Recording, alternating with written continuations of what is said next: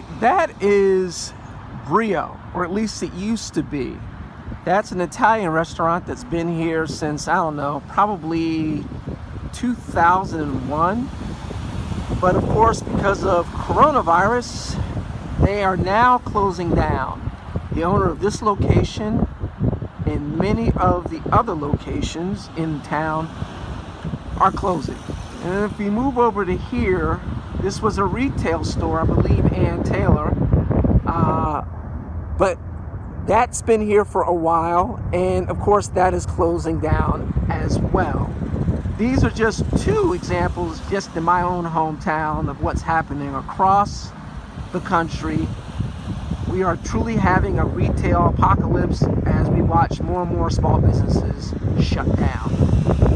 Welcome to another episode of the Business Intercept. I am Kiara Ashanti, and what you just saw was a short video I did this evening at a local shopping center here in Orlando over in Winter Park. And basically that video showcases what is happening across the country. If you've watched the news at all, doesn't really matter what station, you know this already. The economy is taking a real hit because of the coronavirus situation and all of the other strife that's happening in the country as relates to police reform, Black Lives Matter, riots, protests. It's just mixing into a perfect storm that's having a real effect on the economy. So this is the first in a series I'm going to do regarding how coronavirus specifically, but also tangentially some of the unrest that we see in the country, how it's affecting the economy, small businesses, and everyday lives, and perhaps try and come up with some ideas about next steps, not only for yourself, but for the country, in your investments, your job, and what you might need to do as you see some stores that you may have seen for years disappear. And so, right now I was out with some friends and we were talking about this, and we kind of coined the phrase among us, Retailapocalpse, sort of, because there's so much going on with the contraction of the U.S. economy. But let's talk about specifics, because when you say the economy is being affected, that's kind of like a macro view. It's kind of like looking down on the U.S. from a satellite and saying, oh, there's a storm going on in Florida. You can see that, but the real stories, those are happening on the ground, on a micro level. The economy is made up of more than just corporations that are large. A good portion of the economy, of course, is made up of small businesses. Your restaurants, your retail shops, your fast food organizations. Because remember, most fast foods, whether it's McDonald's, Wendy's, Burger King, those locations aren't owned by the corporation itself. Those are franchisees, and they are small business owners. We're all being affected in some form or fashion. And so in this series, I'm just going to come up and begin talking about some of the things that we're beginning to see, not only on the negative side, but also whenever there's any sort of destruction in anything, other areas open up.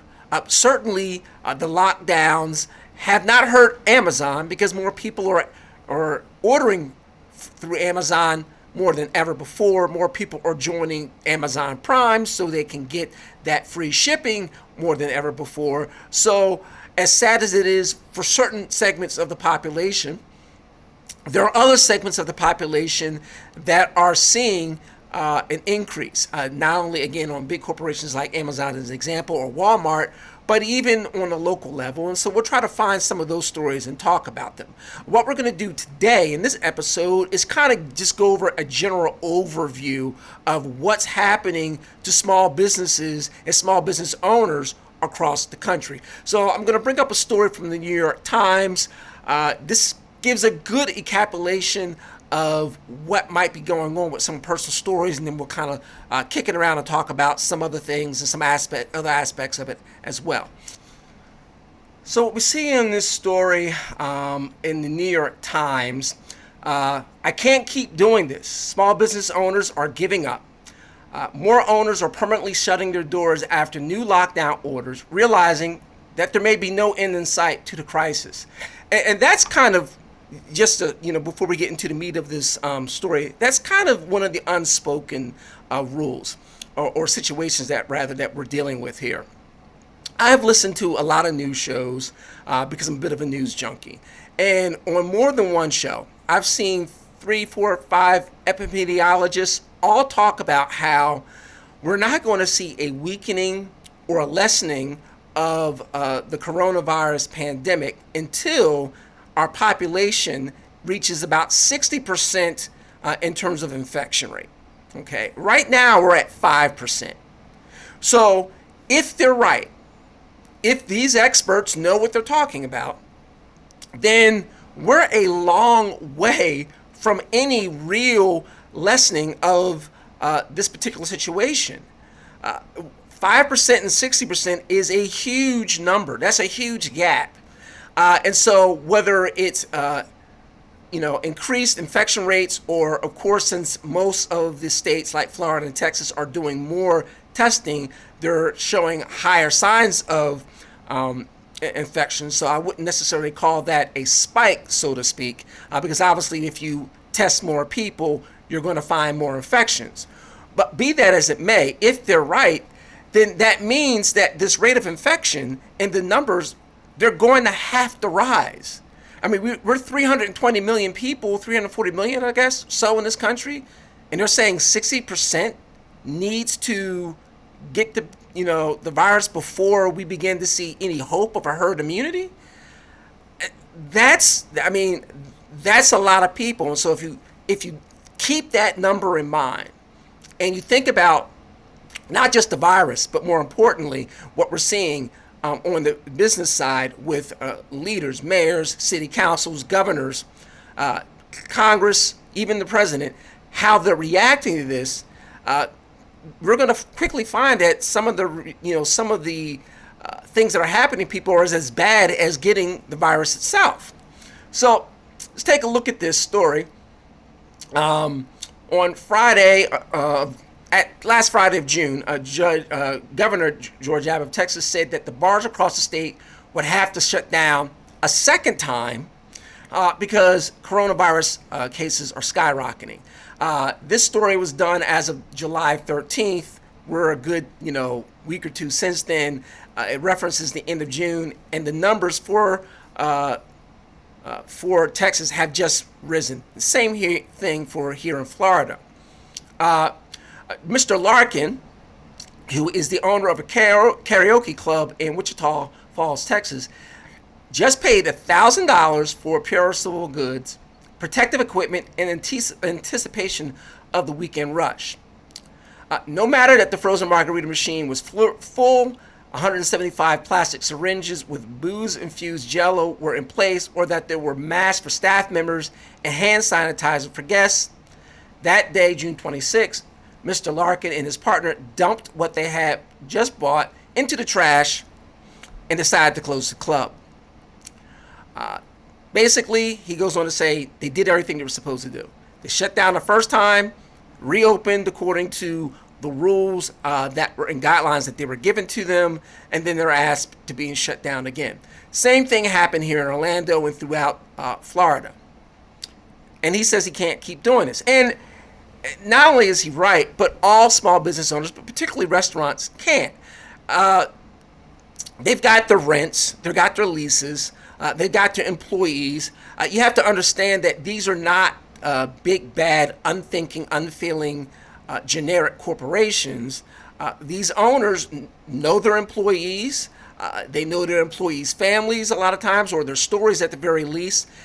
They see them as more than just somebody that they send a check to.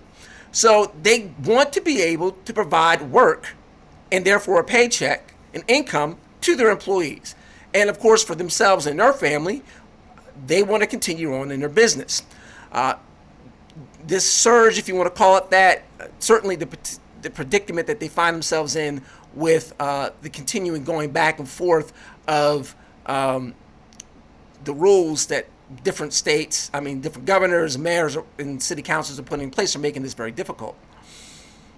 So it goes on to say that nearly 66,000 businesses have folded since March 1st, according to data from Yelp. And remember, Yelp, of course, is the website where people go on and give reviews. So Yelp has a pretty good, anecdotal database of what's happening to businesses, because these businesses are obviously on Yelp, and if they're coming in on and saying, "Hey, we're out of business we're out of business now," they can track that pretty well. From June 15th to June 29th, the most recent period for which the data was available, according to when this article was written, businesses were closing permanently at a higher rate than the previous 3 months. I heard a story just over the weekend that as of right now, there's about, they believe, 140 to 160,000 businesses across the country that are not only closed right now, but are closed permanently. Now, before I go on with the rest of this story, I want to just take a moment here. Let's think about what that means, okay?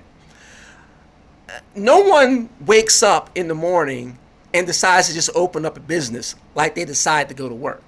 There's planning, thought put into the idea, okay? And then once they decide to do it, there's further planning, there's loans, there's second mortgages very often, there's borrowing from friends and family, there's savings that they put into. Sometimes people take money out of their 401ks, take a second mortgage on their house.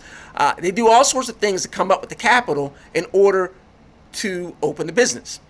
And for many businesses, when they get past the 2 or 3 year period of being in business and now can be considered successful in the sense that they've got revenue, they're able to take care of their families, they have employees that they're able to make payroll for and very often provide benefits for. That goes on for year after year after year. It's not just a business anymore, it's your life. It's as much of a part of you as your children or as your dog or cat. And so when we say that those businesses have shut down permanently, what we're saying is a part of their life that they gave their blood, sweat, and tears to is over. It's like a death in the family. I mean, for people who have lost somebody, you might think that's being frivolous to say. Trust me, I know business owners. It's not. It's very difficult to decide that we're not going to continue in business anymore, because you have to look your employees in the face and say that. If you're married and your wife or husband is involved in the business, then that's obviously a tough conversation that you both have to have a conversation with. If your spouse isn't involved in the business, but obviously is involved in the revenue and the income that business brings home for the family, that's an even tougher conversation you have to have. Because think about somebody who's owned a restaurant for 5, 6, 7, 8 years, and now they're closing that restaurant down. Well, their mortgage doesn't stop. Saving for their kids' college doesn't stop. Their car payments doesn't stop. The need for food for the family doesn't stop. In other words, they are now deciding to shut down, and they now have to go and find a new source of income. Think about that. Trying to find a new job after being your own boss in the middle of a pandemic, where there are still many businesses that aren't even open up yet, or just working open part-time.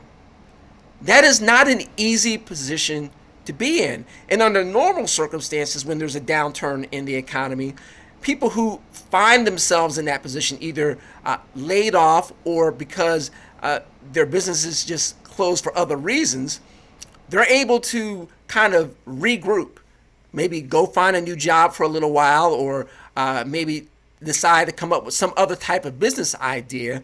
But when you're in the middle of a pandemic where half the country is still thinking of shutting down and not letting people outside their house a good deal, that's a very different type of situation and environment to try to find either a new job or think of a new business enterprise. Now, Doesn't mean it can't be done. There are obviously people who are doing it because they don't have any choice. But when we say 120, 140, 160, whatever the number may be, of businesses shutting down permanently and counting, considering we don't have an end in sight currently for this current situation, we're talking more than just the closing down of a business. We're talking about the shutting down of a major portion of people's lives, and that's going to have a lingering effect on their life. It's interesting.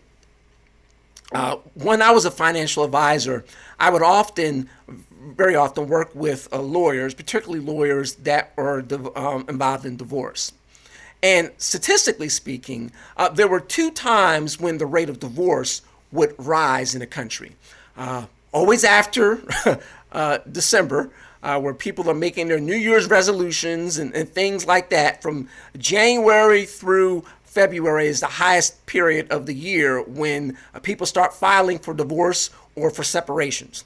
And whenever, of course, there's an economic downturn, because financial strain on the family is something that causes people to think about and move toward divorce, particularly if there was some issues within the relationship already. So we're in a double whammy right now. So I can easily see that outside of just the emotional loss of the business themselves, the guilt of having to let employees have to go and wondering what your employees are going to do, there may be effects at home as well in terms of moving toward divorce, and then of course the additional financial strain that itself entails. Okay, so researchers at go on with the story. Researchers at Harvard believe that the rate of business closures are likely to be even higher, as I was just talking about, as we move further on through 2020. Christopher Stanton, an associate professor at Harvard Business School, who was one of the researchers, says it was difficult to accurately gauge how many small businesses were closing because once they shut their goods for good, the owners were hard to reach. He added that it could take up to a year before government officials knew the true toll that the pandemic was taking on small business.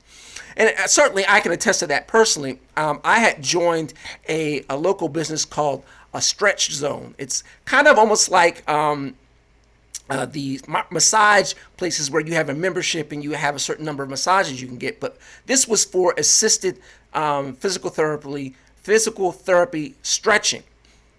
But they're franchise owned. And as soon as the pandemic hit, I would call and get the answer machine. And then finally, the message service just wouldn't even take any more calls or messages from me and all the other members. And of course, what had ended happening is the franchisee couldn't keep the business open any longer, and now had sold it back to the larger corporation and was closed down. And of course, the larger corporation, which is based out of Boca, was trying to figure out what were they going to do with their locations here in Orlando.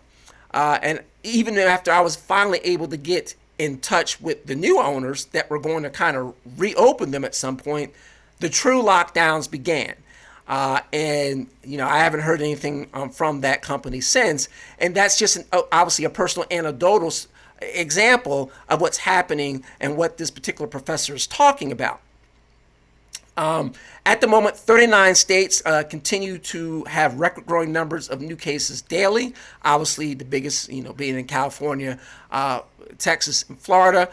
I want to caution people, if you're only testing 100 people a week, and then you move up that testing to 5,000 or 6,000 people a week, by definition, you're going to have more people that are showing with the virus. So, the idea that we opened up too soon may be both incorrect and correct. It's probably a mixed bag in terms of the true truth of that situation. But as we're discussing here, in many ways, we don't have much of a choice. And we're going to get into that in a little bit more. Let's just finish kind of going over this particular story here. That according to most, small businesses account for 44% of all U.S. economic activity, according to the Small Business Administration. Closures on such an immense scale could devastate the country's economic growth. If they were grouped together, small businesses would be among the country's biggest employers. Satyam Khanna, a resident fellow at the Institute for Corporate Governance and Finance at New York University School of Law, who has written about the effects of the pandemic on small businesses. Now that I think about it, I'm going to reach out to this particular person and see if we can schedule an interview to get some further insight based on some of the studies that he's doing. So basically, he says when small businesses close en masse, an entire sector of the economy suffers. There is lower cash flow, higher debt, and higher unemployment. This leads to a big drag on the eventual recovery because they are such an important source of jobs. Losing them the way we are losing them now is going to make things far worse than they otherwise need to be. And he's right, because there's a complete distinction between businesses closing because of an economic downturn, like say what we had in 2008, 2001. Whenever the country goes into recessions, by definition, part of that is businesses are beginning to either contract, close down, but usually at not such a high level, and usually not permanently. And let me give you an example, again, using restaurants. People who open up restaurants think of themselves as restaurateurs, much in the same way that doctors think of themselves as doctors. So if a doctor closes his practice, unless he decides he's going to retire, he just doesn't stop practicing medicine. He goes and works at another practice or joins a hospital. Okay, he moves in, and then later on he may open up another type of restaurant. Another type of practice. Same thing with people who are restaurant owners. They may close some of their locations, but keep some open, or they might end up closing completely, rest, try to get new financing, get a new concept, and then open up a different type of restaurant 6 months, a year down the line. In this situation, they can't really do that, at least not in the traditional sense, because how are they going to open up another restaurant? I mean, the ones that are open are being shut down because of, further lockdowns and further, orders from governors and mayors. So what this, person, Mr. Khanna, is talking about is we're seeing businesses shut down, and we're in an environment that doesn't easily allow them to open back up or to open up in a different way. And it's just not restaurants. Pretty much any business that requires a large number of people to be there as customers are having issues. Any business that requires even one-on-one services, massages, physical therapy, things of that nature, are having the way that they do business done in a different way. And given the fact, at least on the medical side, that some people are just foregoing those types of services in an abundance of fear, caution, call it what you will, again, having an effect on the economy as well. Okay? And they talk about this in this particular portion of the story right here. Because small businesses depend heavily on foot traffic, especially in the retail space, operate on thin margins, they're especially vulnerable to the ripple effects of the widespread shutdown. And so, again, this is something me and my friends were talking about. In Winter Park, in the Ritzy Mall, as I like to call it, over in the Mall of Millennia here in Orlando, those are higher end areas. And so the leasing costs for businesses there are not inexpensive. Okay? So if you've got income coming in, it's razor thin. And In Winter Park, there's a section on a street called Park Avenue where you have a lot of mom and pop boutique type retail shops. And the leasing, the retail rents and leasing space there is not cheap. So without the foot traffic that comes through that area on a normal basis, it's going to be hard for a lot of them to remain in business. And I keep hoping that they will, because there are a lot of great stores to walk in and shop and see unique clothes and jewelry and things of that nature. But I got to be honest, I don't know how they're going to be able to do so, because I do not see the foot traffic, for obvious reasons, that you would normally see in that area. So let's take a look at this. They talked to this gentleman here. For nearly 2 decades, Rich Tocum and his wife sold sports memorabilia, hats, t-shirts, coffee mugs, and other trinkets to fans in Omaha at their store, The Dugout.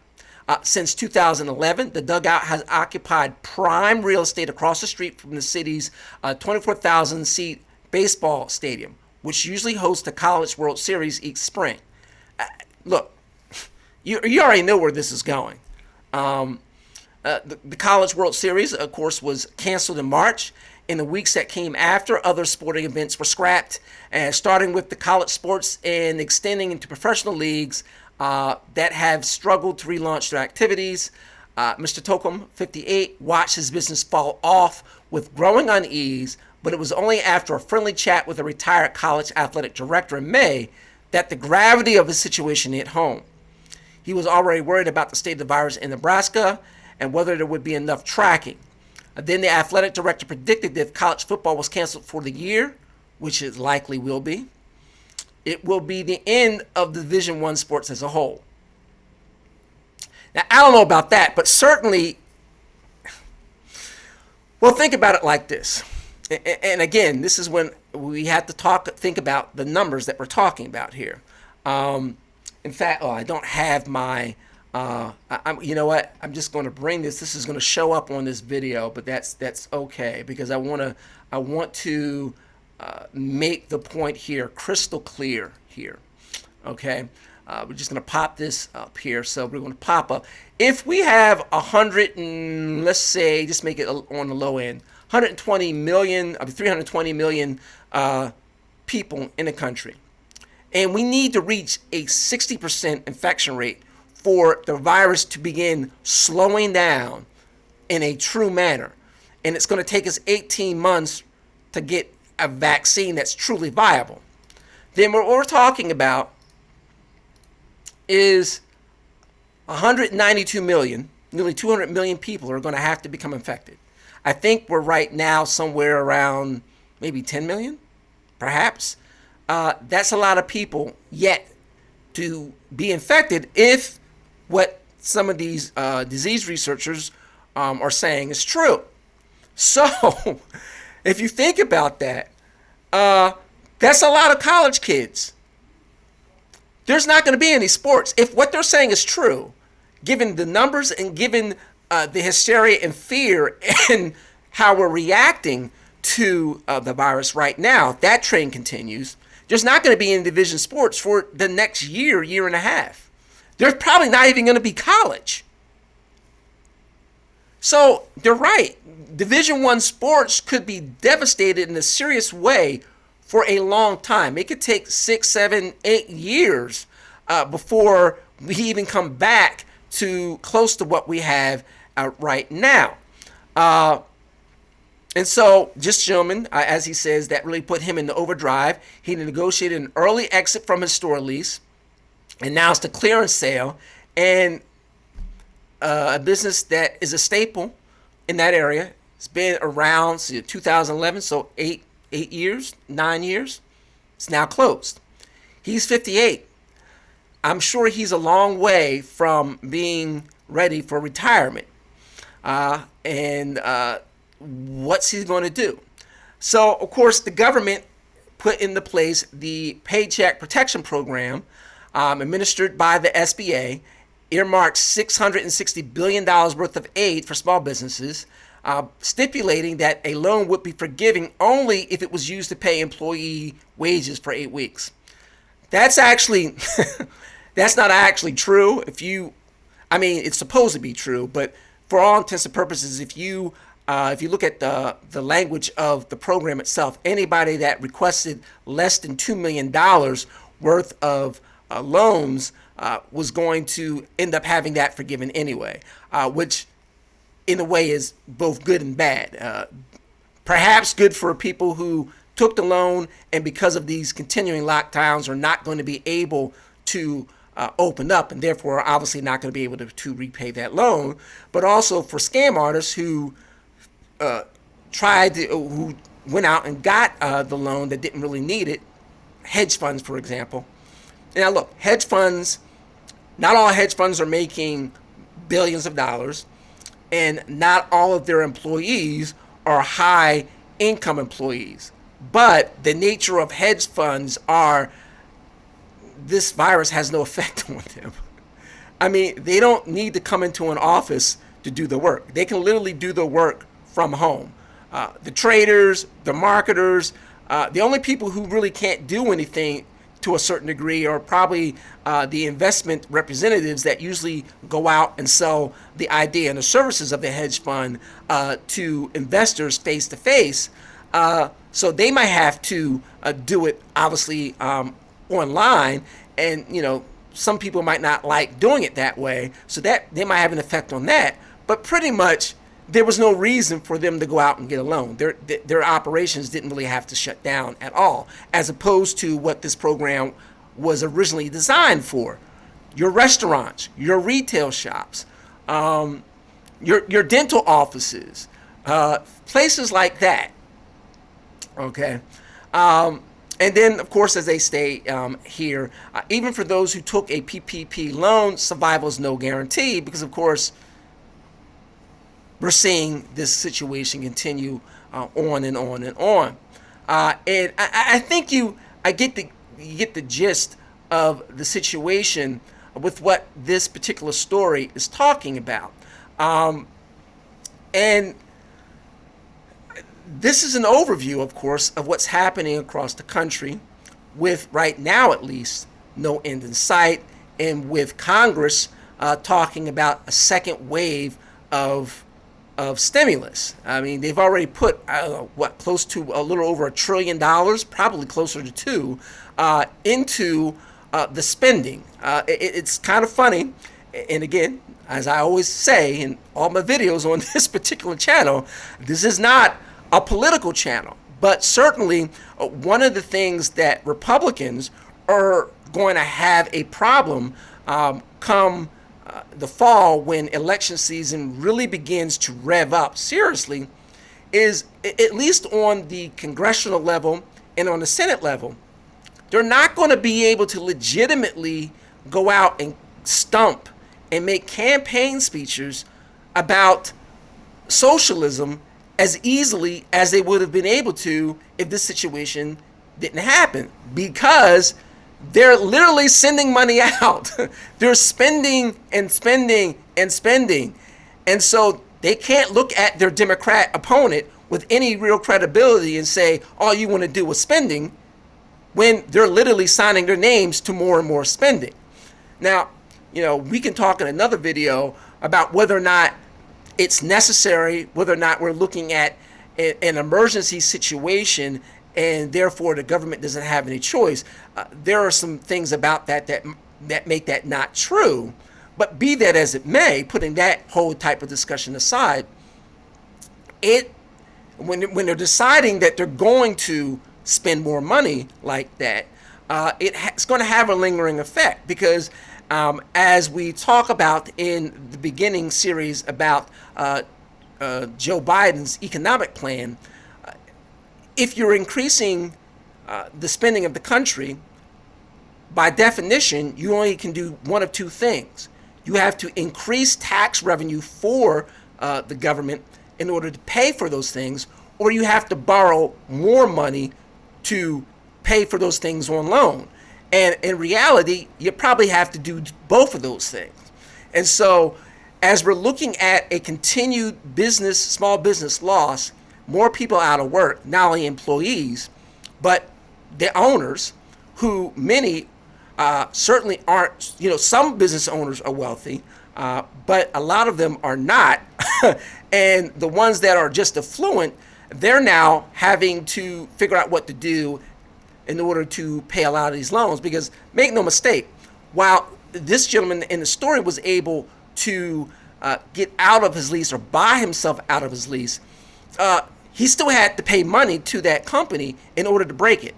So he didn't have to pay what he eventually would have owned, but he had to outlay some cash. And there are a lot of other businesses that are in that same situation. And some leasing companies are not doing that at all. You look at AMC theaters, for example.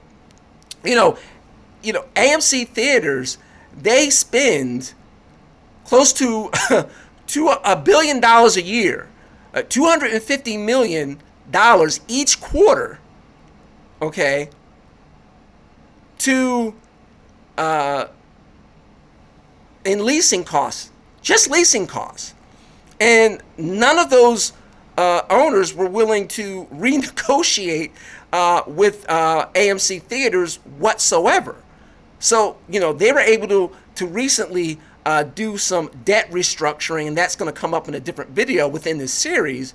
But they're a good example of how some of these commercial real estate companies are playing hardball, because they have their own employees and their own investors as well that they have to answer to. So with all of that said, with all of that going on, if you believe that the country needs more stimulus, and certainly the Republicans right now are acting like it's needed, and certainly the Democrats are not going to disagree with them. They're just going to say they want even more than what the Republicans might want to do. Whether you go with their plan or Republican plan, it's a lot of money. And that's going to have that's an even larger weight on the economy as we move forward. So, listen, it's interesting. It doesn't matter, in my close to 50 years of life, okay, I've seen several presidents and really start paying attention somewhat to what presidents were doing, starting with Reagan. And I was very young then, but a bit of a political geek. But whether it was Reagan, Bush, Clinton, Bush the younger, Obama, and now Trump, that's 7 presidents I've seen terms. Each one has to deal with a situation in the country that they weren't prepared for. And by that I mean something that wasn't in their economic plans, wasn't in their social plans, something that they never give speeches on, because it was unanticipated. It's always, what were they going to do when the unknowable hits them, as inevitably does. And for Trump, obviously it's the coronavirus. The social unrest is an added component to that, as well, as we're going to talk about in the next video, with what's happening with McDonald's and a number of other fast food restaurants. But how he's going to handle this, how the Republican Congress or Senate, assuming it stays that way, or even the Democratic House or Senate if it switches, how they're going to handle this as we move into the fall and beyond is going to be very interesting. And of course, what we can do as individuals is going to be hard to figure out as well.